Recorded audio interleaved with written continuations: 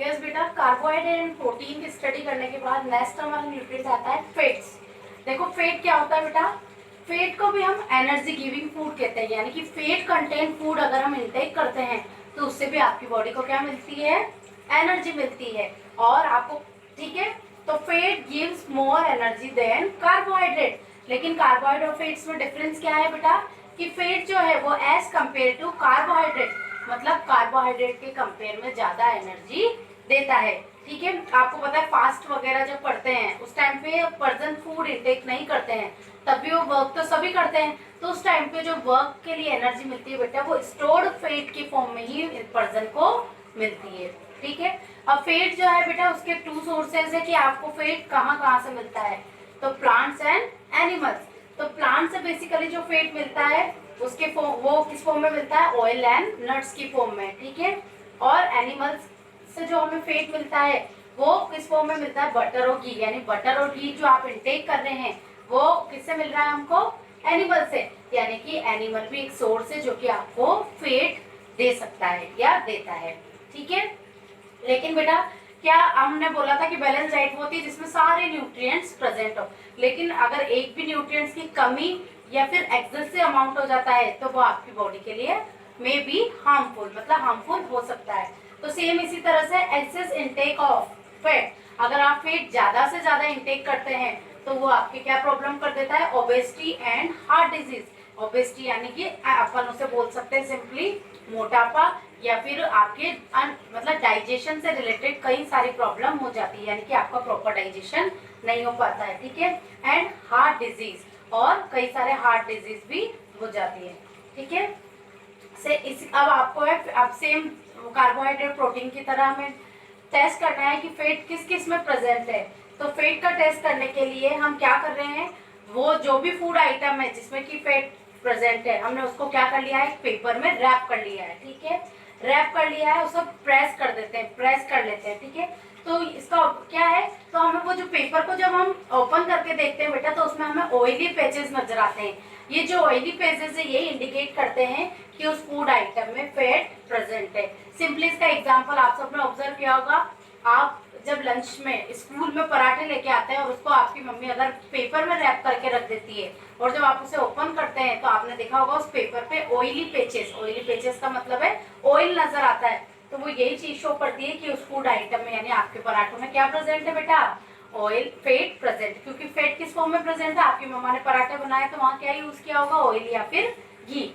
तो उन दोनों में क्या प्रेजेंट होता है, फैट प्रेजेंट होता है। ठीक है, तो इस तरह से फैट का टेस्ट है। नाउ नेक्स्ट आता है आपका बेटा वाइटामिन्स। ठीक है, वाइटामिन्स जो होते हैं these are known as protective food. अब बेटा इनको प्रोटेक्टिव फूड क्यों कहते हैं, क्योंकि ये आपकी बॉडी को कई सारी डिजीज से प्रोटेक्ट करने का वर्क करता है। तो वाइटामिन्स को जनरली हम ऑर्गेनिक कंपाउंड कहते हैं, और वाइटामिन्स को हम जैसे फैट और कार्बोहाइड्रेट लेते हैं इस तरह से ज्यादा अमाउंट में यूज नहीं करते हैं।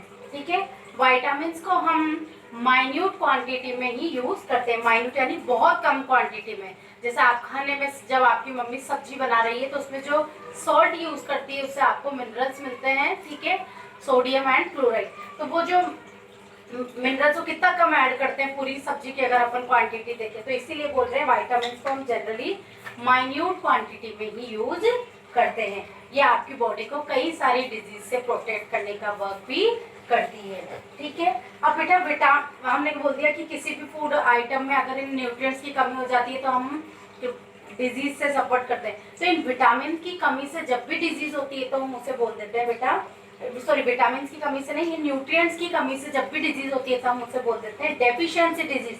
डेफिशिएंसी का मतलब जनरली होता है कमी, लेकिन हम इन डिजीज के टर्म में जब यूज करते हैं कमी वर्ड, भाई वो बीमारी किसकी कमी से हुई, तब हम उसे बोल देते हैं बेसिकली डेफिशिएंसी डिजीज।